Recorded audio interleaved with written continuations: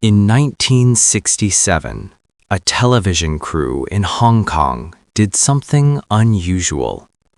They brought a high-speed camera to a talk show, not for special effects, not for slow-motion drama, but because the guest they were interviewing had made a claim so absurd, so physically impossible, that the only way to prove it was to capture it at 300 frames per second. His name was Bruce Lee, and what that camera recorded that night would be replayed for decades, not because it was entertaining, but because without the footage, no one, absolutely no one, would have believed it happened. Hong Kong in the 1960s was a place of contradictions. Ancient traditions collided with modern ambition. Fishing villages sat in the shadow of skyscrapers, and in the crowded streets of Kowloon, where the air smelled of incense and street food, martial arts schools occupied nearly every corner. They were everywhere: Hung Gar, Wing Chun, Choi Li Foot. Each school claimed superiority. Each master insisted their style was the most effective, the most authentic, the most worthy of respect. Rivalries were common. Sometimes they were settled through formal competitions, other times in less formal ways. Rooftop challenges, back alley demonstrations, moments where reputation was built or destroyed in minutes. Bruce Lee had grown up in this world. Born in San Francisco but raised in Hong Kong, he'd been immersed in martial arts since childhood. His father was an opera performer, part of a tradition that blended acrobatics, acting, and combat choreography. Bruce absorbed it all: the movement, the discipline, the theatricality. But he wanted more than performance. He wanted truth. At 13, he began studying Wing Chun under Ip Man, one of the most respected masters in Hong Kong. For 5 years he trained, not casually, not as a hobby, with obsession, with the kind of singular focus that alienated some of his classmates but earned the respect of his teacher. Wing Chun taught him efficiency, economy of motion, the principle that the shortest distance between 2 points was a straight line, and that every movement should serve a purpose. No wasted energy, no unnecessary flourishes. But Bruce didn't stop there. He studied boxing. He watched films of Western fighters, Sugar Ray Robinson, Jack Dempsey, Joe Louis, and analyzed their footwork, their timing, their ability to generate power from seemingly relaxed positions. He studied fencing, the way a fencer could close distance in a heartbeat, the way they read their opponent's intentions through the smallest movements. He even studied dance, not for art, but for body control, for the ability to move fluidly, to change direction without hesitation, to make the body respond instantly to the mind's command. By the time he was 18, Bruce had developed a reputation. Not as the best fighter in Hong Kong, there were too many claimants to that title, but as someone different, someone who didn't fit into the traditional mold. He questioned everything, challenged assumptions, tested techniques not in theory, but in application. And then, in 1960, he left. His parents sent him to the United States, partly for education, partly to escape the trouble that seemed to follow him. Bruce had been involved in too many street fights, too many confrontations with rival schools. Hong Kong was getting dangerous for him. So he went to America, Seattle first, then Oakland, then Los Angeles. He worked odd jobs, taught martial arts in parks, in garages, in rented spaces.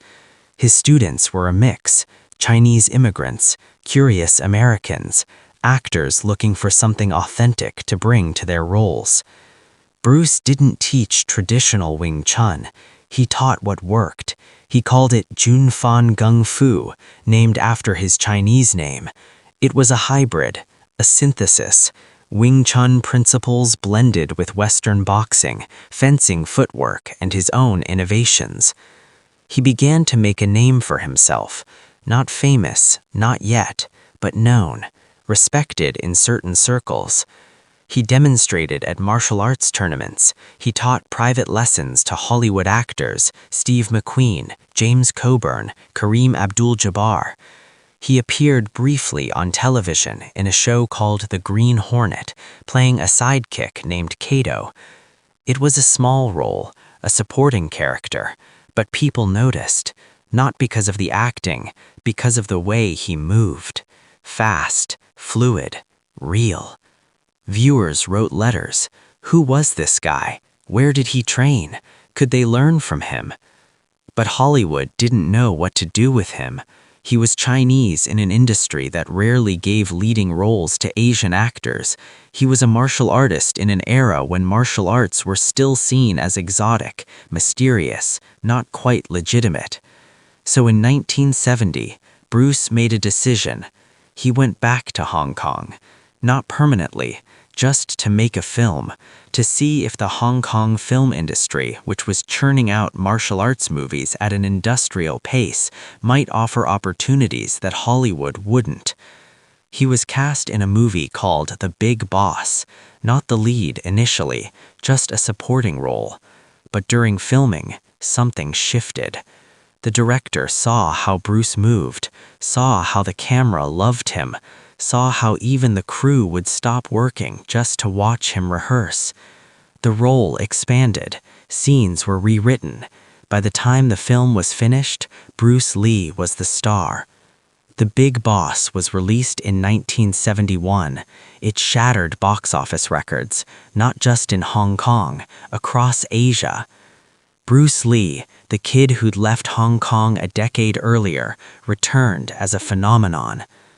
But before all of that, before the films, before the fame, before the legend, there was a television appearance, a simple talk show, a moment that would prove, once and for all, that Bruce Lee wasn't just fast for a martial artist. He was fast in a way that defied human perception. Enjoy Yourself Tonight was Hong Kong's most popular variety show. It aired 6 nights a week, live, unscripted, a mix of music, comedy sketches, celebrity interviews, and audience participation. It was light entertainment, the kind of show families watched together after dinner. The host, Ho Shou-sin, was a household name, charming, quick-witted, skilled at making guests feel comfortable while also knowing when to push for a good story. In late 1967, Bruce Lee was invited to appear. At the time, he wasn't famous in Hong Kong. Not yet. He'd been in The Green Hornet, but that show had only recently started airing in Asia. Most people didn't know who he was.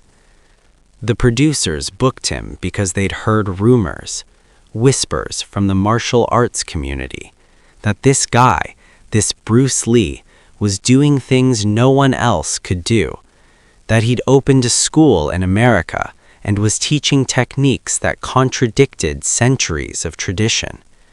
Some said he was a genius, others said he was arrogant. Either way, it made for good television. Bruce arrived at the studio in the late afternoon. He wore a simple dark suit. His hair was neatly combed. He looked more like a university lecturer than a martial artist. He was calm, polite. He shook hands with the crew, thanked them for the invitation, and sat quietly in the green room reviewing his notes. Not notes about what to say, notes about movement, angles, timing. Because Bruce Lee didn't do anything casually. Even a television appearance was an opportunity, a chance to demonstrate something, to teach.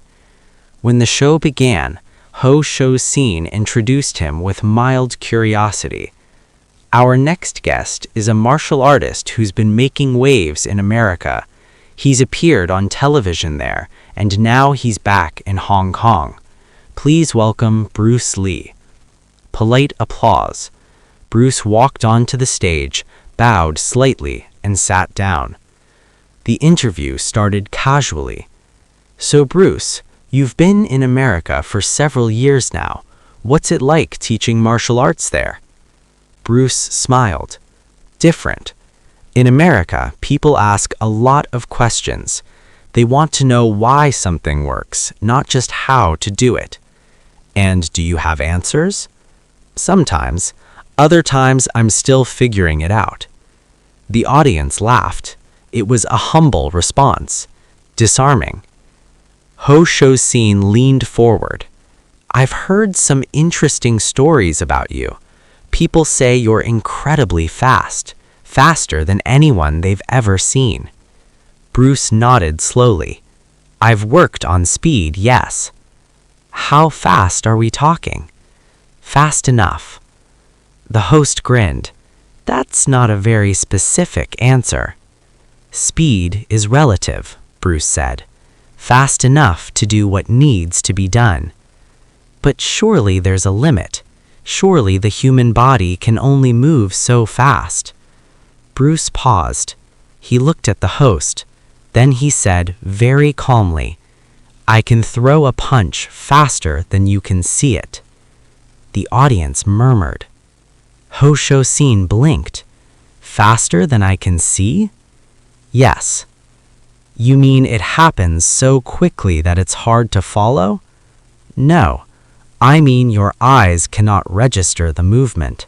By the time your brain processes that I've moved, the punch has already landed. The host sat back. He glanced at the audience. A few people were smiling, but most looked skeptical. That's a bold claim. It's not a claim, it's a fact. The host looked at the producers off stage. One of them shrugged. The host turned back to Bruce. Can you prove it? Bruce didn't hesitate. Yes. What happened next was unplanned. The producers huddled off stage. The show was live. They had a schedule.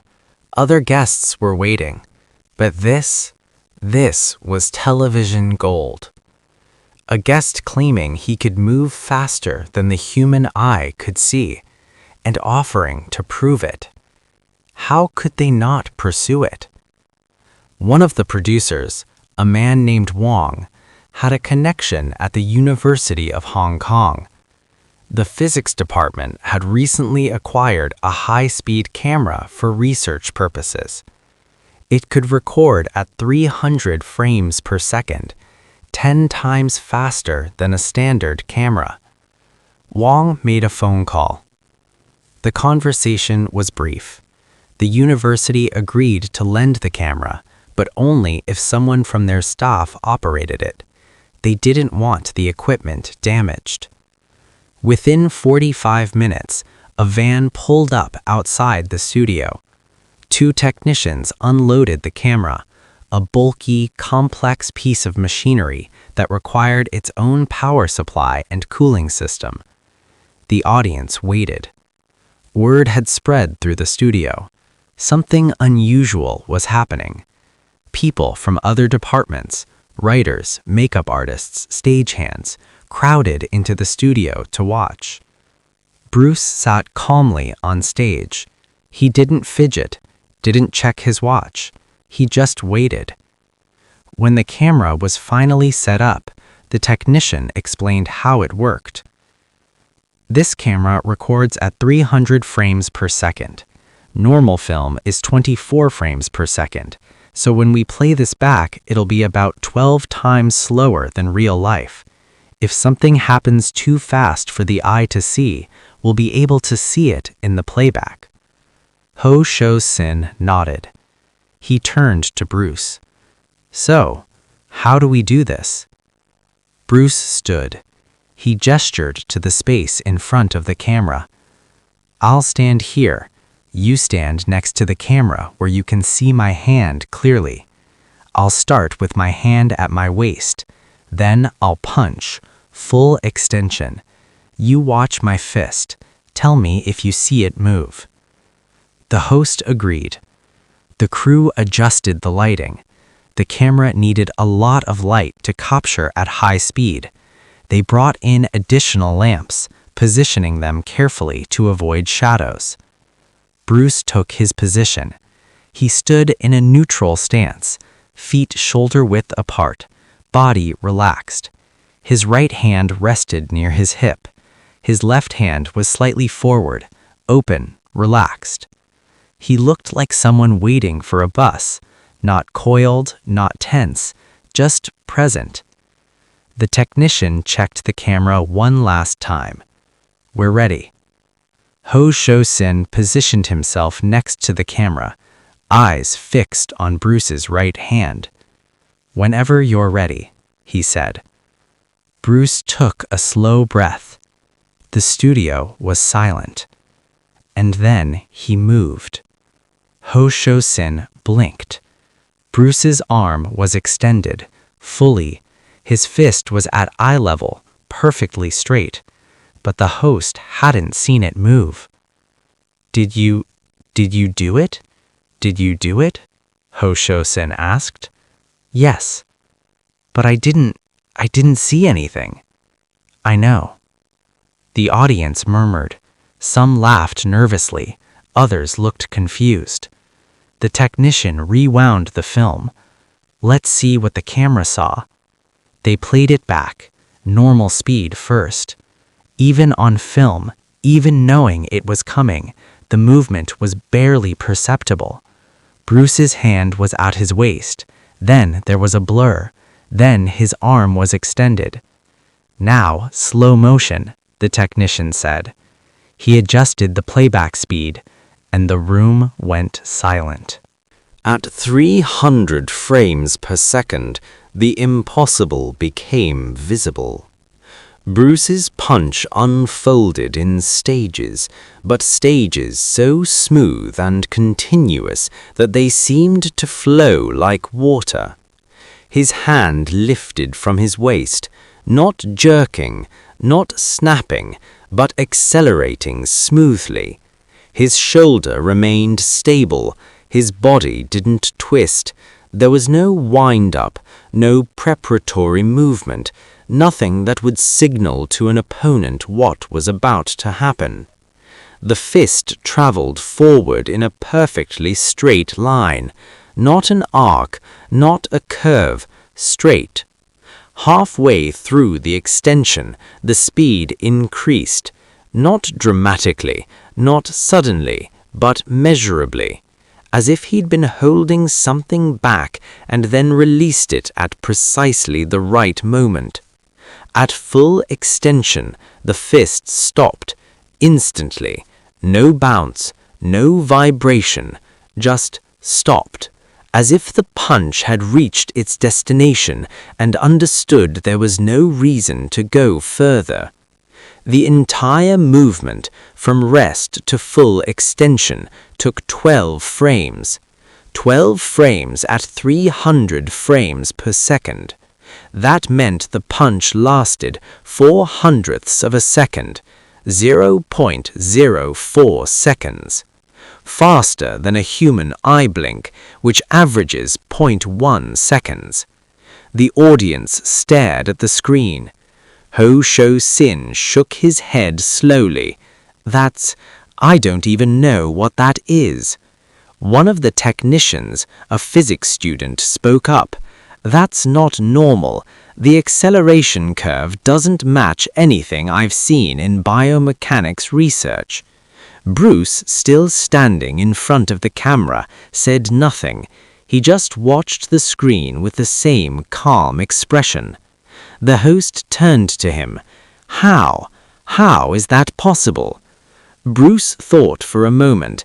Then he said, most people tense up before they strike. They prepare. They load the muscles. That tension creates resistance. It slows them down. And you don't tense up? Not until the last moment. Everything before that is relaxed, loose. The power comes from the release, not the preparation. But how do you train for that? You train to feel the difference between tension and relaxation. You practice moving without thinking.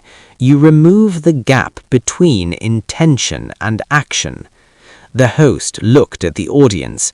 Does anyone understand what he just said? A few people laughed, but most were still staring at the screen where the footage was playing on loop. Ho Shou Sin turned back to Bruce. Can you do it again? Bruce nodded.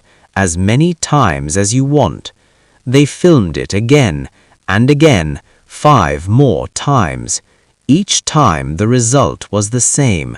The punch was invisible to the naked eye, but on high-speed film it was undeniable. By the 6th attempt, even the skeptics in the audience had gone quiet. This wasn't a trick. This wasn't camera manipulation. This was a human being moving at the edge of what the human body could do. After the show, the footage was reviewed by experts.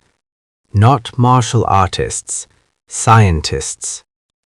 The University of Hong Kong's biomechanics department requested a copy of the film. They wanted to analyze it, to understand how Bruce's body was generating that kind of speed without the typical preparatory movements. Dr. Raymond Chow, a professor of kinesiology, spent weeks studying the footage frame by frame. His findings were published in an obscure academic journal, read by almost no one outside the field, but his conclusions were remarkable. The subject demonstrates an atypical muscle activation pattern, Dr. Chow wrote. Conventional striking techniques involve sequential muscle engagement. The legs drive the hips rotate the torso powers the shoulder, and the shoulder extends the arm. This creates a kinetic chain, but it also creates delay. The subject in this footage appears to bypass much of that chain. The arm extends almost independently, powered by what appears to be rapid muscle fiber recruitment localized to the shoulder and tricep. This suggests an extraordinary level of neuromuscular efficiency, essentially the ability to fire muscle fibers with minimal delay between the neural signal and the contraction. In simpler terms, Bruce Lee's nervous system was faster than most people's. Not because he was born that way, but because he'd trained it to be. He'd spent years practicing what he called emotional content, the idea that techniques should be performed without thought, without hesitation, without the mental delay that comes from consciously deciding to move. He'd practiced single movements thousands of times, not full combinations, not flashy sequences, just one punch, one kick, over and over, until his body knew how to execute it without waiting for his brain to give permission. It was the martial arts equivalent of a pianist playing a complex piece without looking at their hands. Muscle memory. But deeper than that, neural memory. Other martial artists tried to replicate it.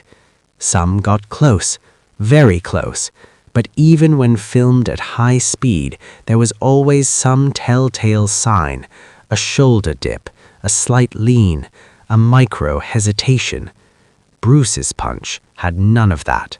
It was pure efficiency. And the more people studied it, the more they realized this wasn't just about speed. It was about understanding the body at a level most people never reach. The episode aired 2 days later. Within hours, it was the only thing people were talking about. Not just in Hong Kong. The footage was picked up by news programs across Asia, Japan, Korea, Taiwan, Singapore, Martial arts schools debated it. Some masters dismissed it as exaggeration. High-speed cameras can be manipulated, they said. The footage could be edited. But the television station released the raw film, uncut, unedited. They invited independent analysts to verify it. Every analysis came to the same conclusion: the footage was authentic. In Japan, a karate master named Maso Oyama watched the footage and said, "This man has understood something most of us spend a lifetime searching for. He has removed the barrier between thought and action." In Korea, a Taekwondo grandmaster commented, "I have trained for 40 years. I have seen the fastest fighters in the world. I have never seen anything like this." In the United States, where Bruce was still relatively unknown outside martial arts circles, the footage was shown on a late-night talk show. The host, Johnny Carson, watched it and said, "I don't know if that's real or not, but if it is, remind me never to get in a fight with that guy." The audience laughed, but Carson wasn't entirely joking. Letters poured into the television station. People wanted to know, how could they learn this? Where did Bruce train? Was he accepting students? Bruce's school in Los Angeles, the Jun Fan Gung Fu Institute, was suddenly flooded with inquiries. But Bruce was selective. He didn't teach everyone. He didn't want large classes. He wanted serious students, people who understood that martial arts wasn't about learning techniques. It was about understanding principles. One of his students, Dan Inansato, later said, "After that footage aired, Bruce could have become a millionaire 10 times over just by opening a chain of schools and selling the secret to his speed. But he didn't. He turned down offers. He kept his classes small because he knew that what he was teaching couldn't be mass-produced. It required individual attention, personal transformation." Bruce Lee didn't invent speed. Speed had always existed in martial arts. Boxers had it. Fencers had it. Even traditional kung fu styles emphasized quickness. But Bruce approached speed differently. For him, speed wasn't about moving fast. It was about moving without interference. He called it the art of intercepting. Most fighters, he explained, operate in stages. They see an opening. They decide to strike. They prepare the strike. Then they execute it. 4 stages, 4 opportunities for delay. Bruce eliminated 3 of them. He trained to see and strike simultaneously. No decision phase, no preparation phase, just perception and action happening as one. He called it emotional content, not because it involved emotions in the typical sense, but because it bypassed the rational mind. It operated on instinct, on reflex, on a level of awareness that was faster than thought. "When I point at the moon," he once said, "don't look at my finger, look at the moon." It was a metaphor for how most people trained. They focused on techniques, the finger, but the technique was just a tool. What mattered was the target, the moon. If you focused on the technique, you'd be slow. You'd think about form, about execution, about whether you were doing it correctly. But if you focused on the target, the technique would happen on its own. This philosophy extended beyond martial arts. Bruce applied it to everything: acting, writing, living. He didn't believe in wasted motion, not in combat, not in conversation, not in life. Every action should serve a purpose. Every word should carry meaning. Every moment should be intentional. It sounds simple, but it's incredibly difficult because it requires constant awareness, constant self-examination, the willingness to question everything, including yourself. Most people aren't willing to do that. Most people prefer the comfort of routine, the safety of tradition, the ease of not having to think too deeply. Bruce didn't have that luxury. Or maybe he did and he chose not to take it. Either way, he lived his life the same way he threw a punch, with no wasted motion, no hesitation, no gap between intention and action. And that television appearance, that single moment captured on high-speed film, was the purest expression of that philosophy. The footage changed Bruce Lee's trajectory. Before that night, he was a martial artist trying to break into an industry that didn't know what to do with him. After that night, he was something else, a phenomenon. Proof that the human body, when trained correctly, could do things that seemed impossible. Hong Kong film producers took notice. Raymond Chow, not the scientist, but a film producer with the same name, approached Bruce with an offer. Not a supporting role, not a cameo, a lead role in a major production. The film was called The Big Boss. Bruce was hesitant. He'd been burned by Hollywood. He'd been promised roles that never materialized, told he was too Chinese for American audiences, relegated to sidekick parts. But Raymond Chow made him a promise. You'll have creative control. You'll choreograph your own fights. You'll be the star. No compromises. Bruce agreed. The Big Boss was filmed in Thailand in early 1971. The production was chaotic. The budget was tight. The script was mediocre. But Bruce didn't care about the script. He cared about the fight scenes. He choreographed them himself. He insisted on realism. No wires, no trampolines, no obvious fakery. When the film was released in October 1971, it shattered every box office record in Hong Kong history. People didn't go to see a movie. They went to see Bruce Lee because they'd seen that footage. They'd seen the high-speed punch, and they wanted to see what that kind of speed looked like in a fight. Bruce didn't disappoint. His movements on screen were unlike anything audiences had seen. Fast, precise, real. Other martial arts films relied on editing tricks, quick cuts, dramatic angles, sound effects. Bruce didn't need any of that. The camera could stay on him, wide shot, no cuts, and the fight would still be mesmerizing, because he was actually that fast.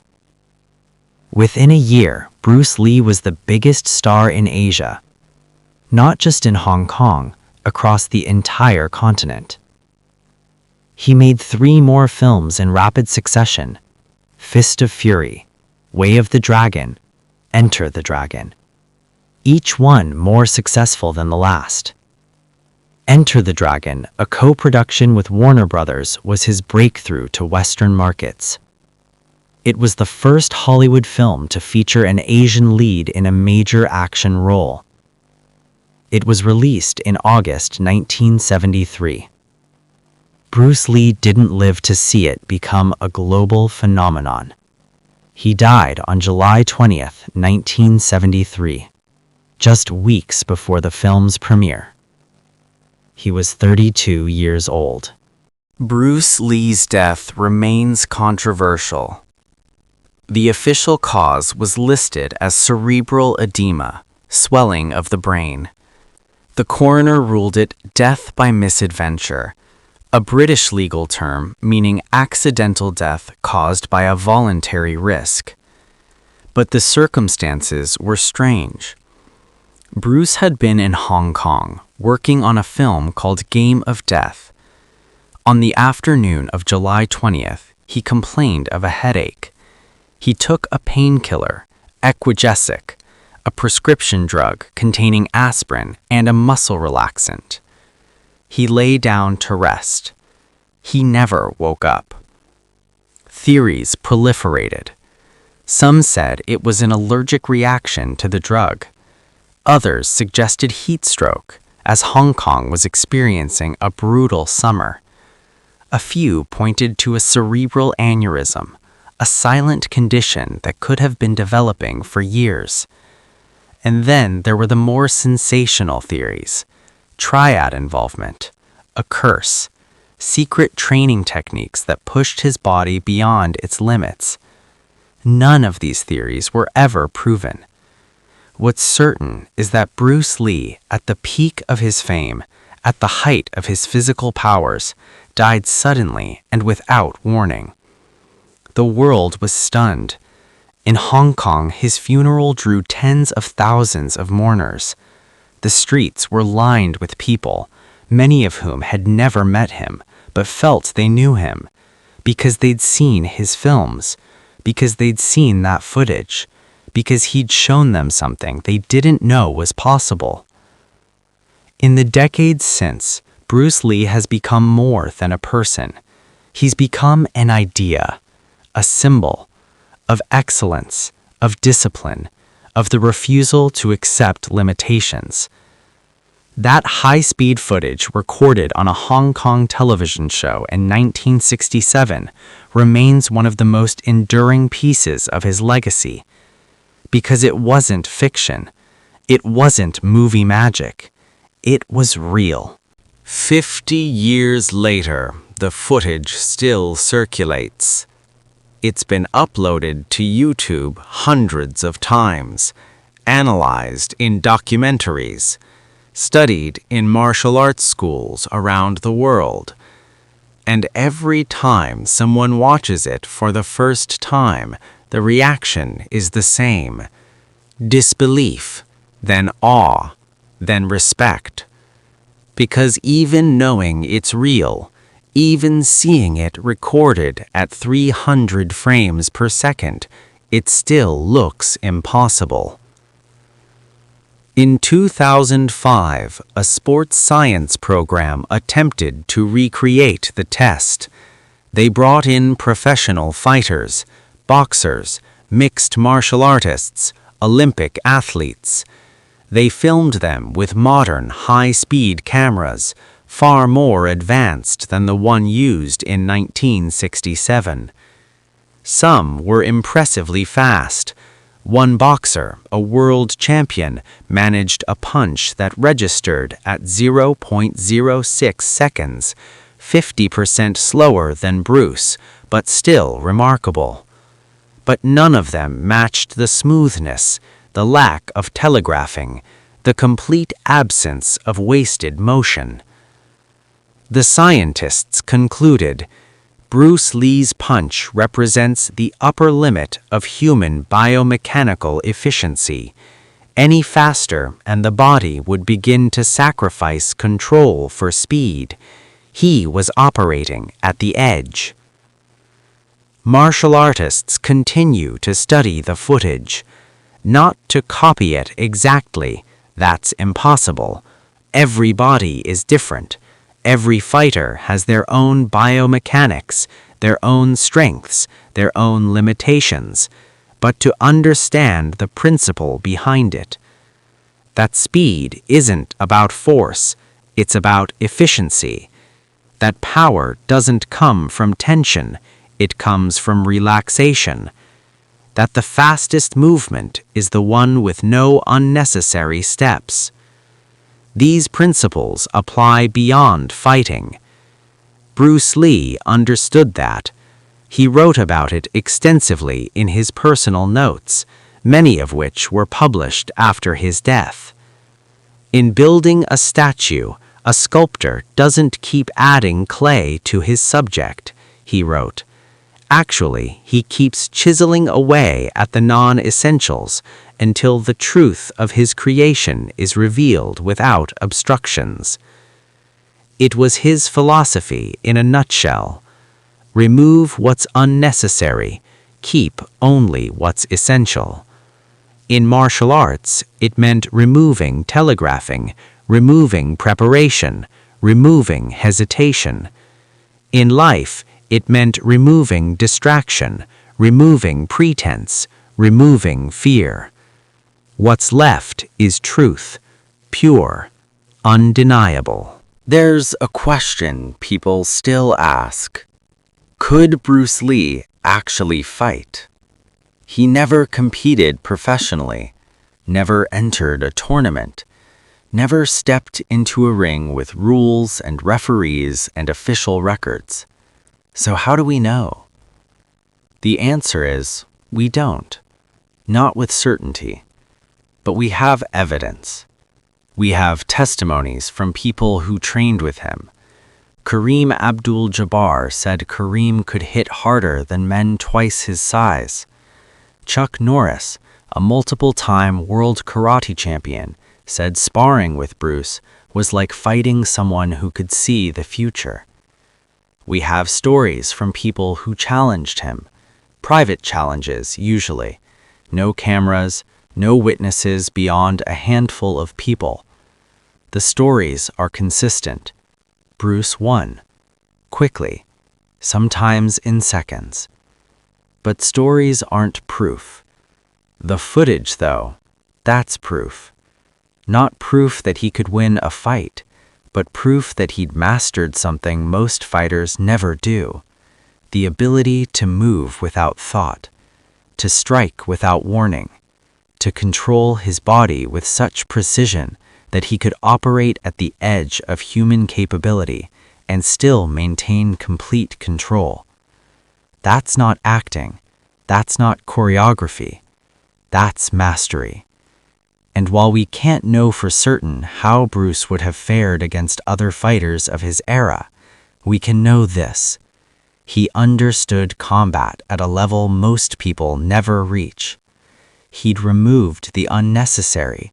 He'd kept only the essential. And when the moment came to demonstrate it, when skepticism demanded proof, when a television host said, "Show me," Bruce Lee simply did what he'd always done. He moved, and let the result speak for itself. There's a moment in the footage that people often miss. After Bruce throws the punch, after the high-speed playback, after the audience reacts. There's a moment where the camera stays on Bruce's face. He's not smiling. He's not proud. He's not basking in the applause. He just looks calm, as if what he'd just done was nothing special, as if he'd simply demonstrated a fact, the way a scientist might demonstrate gravity by dropping a ball. That moment says more about Bruce Lee than any of his films. Because he didn't do it for applause. He didn't do it for fame. He did it because someone asked, and he had an answer. In the years since, that footage has been watched millions of times. It's been referenced in documentaries, tribute videos, academic papers, even scientific journals. But it's never been replicated. Not exactly. People have come close. Technology has advanced. Training methods have improved. But that specific combination, the speed, the control, the complete absence of telegraphing, remains unique.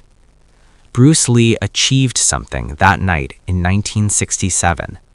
He proved that the limits we accept aren't always real, that the body can do more than we think, that mastery isn't about doing something once. It's about doing it so many times that it becomes effortless. And he did it all in 0.04 of a second. In 1973, Bruce Lee was gone, but the footage remained. And in the 50 years since, It's become more than just a recording. It's become a reference point, a standard, a reminder. Not just for martial artists, for anyone trying to master anything. Because what Bruce demonstrated that night wasn't just about fighting. It was about understanding, about discipline, about the willingness to question everything and keep only what works. It was about the pursuit of truth.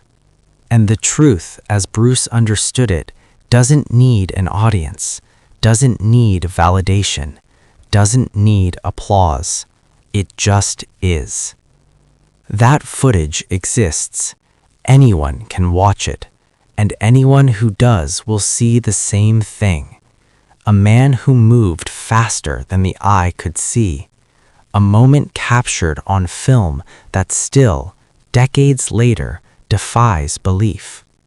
And a legacy that reminds us the impossible is only impossible until someone proves otherwise.